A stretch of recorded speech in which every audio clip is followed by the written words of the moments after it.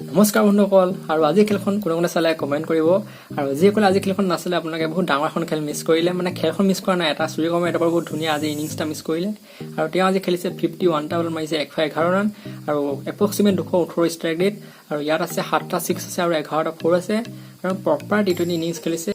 আজি এই খেলখনত ইণ্ডিয়া ফাৰ্ষ্ট বেটিং কৰিছিলে আৰু টাৰ্গেট দিছিলে 192, তাৰে 58% ৰান মাৰিছে সূৰ্যকুমাৰ যাদৱে, মানে 111 মাৰিছে আৰু ইণ্ডিয়াই মাৰিছিলে 191। 58% মান ৰান অকল সূৰ্যকুমাৰ যাদৱে মাৰিলে। বাকী অপেনাৰ নাই, ভাল খেলিব নোৱাৰিলে। 36 মাৰিছে ঈশান কিষাণে, ভালেই খেলি আছিলে কিন্তু বৰষুণ দিয়াৰ পিছত ষ্ট্ৰাইকটো কমি গ'ল। আৰু ঋষভ পন্ট আজি একো টাচত নেদেখিলোৱে মই, 6 ৰান মাৰিছে 13টা বলত। বাকী আপোনাৰ চেৰিচাই আজি আনলাকি, 13 ৰান মাৰিছিলে, ভালেই খেলি আছিলে কিন্তু আনলাকি। আৰু দীপক হুডা 0 মাৰিলে। এই প্লেয়াৰটো মানে কি হৈছে, মানে তেওঁ এইটো নম্বৰত খেলা প্লেয়াৰ নহয়। দীপক হুডা 5 নম্বৰ বা 6 নম্বৰত খেলা প্লেয়াৰ নহয়। খেলিলে অপেনাৰ খেলাব লাগিব, নহ'লে আপোনাৰ 1 ৰান খেলাব লাগিব, নহ'লে 2 ৰান খেলিব পাৰিব, কিন্তু 1 ৰান 2 ৰান বা অপেনাৰ ইমানকেইটা খেলিব, কিন্তু লাষ্টত খেলিব নোৱাৰে। আৰু আজি হাৰ্দিক পাণ্ডিয়াৰ টাচত নেদেখিলোঁ, খেলিব নোৱাৰিলে। আৰু বাকী এইটো হেট্ৰিক ধৰিলে লাষ্টৰ অভাৰত টিম চাউথিয়ে, সেইকাৰণে সূৰ্যকুমাৰ যাদৱে ষ্ট্ৰাইক নাপালে। যদি ষ্ট্ৰাইক আজি পাই যোৱাহেঁতেন তেন্তে মোৰ মতে আজি 200 হৈ গ'ল, কিন্তু 210 211 আজি এনেকুৱা টাৰ্গেট হোৱা মেচি আছিলে।